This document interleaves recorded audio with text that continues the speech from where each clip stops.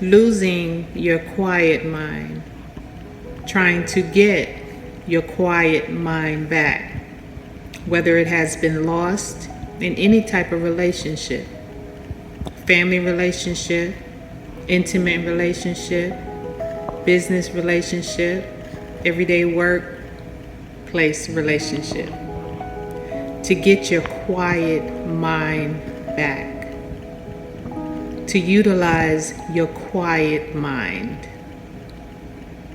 Embrace the quietness of the mind.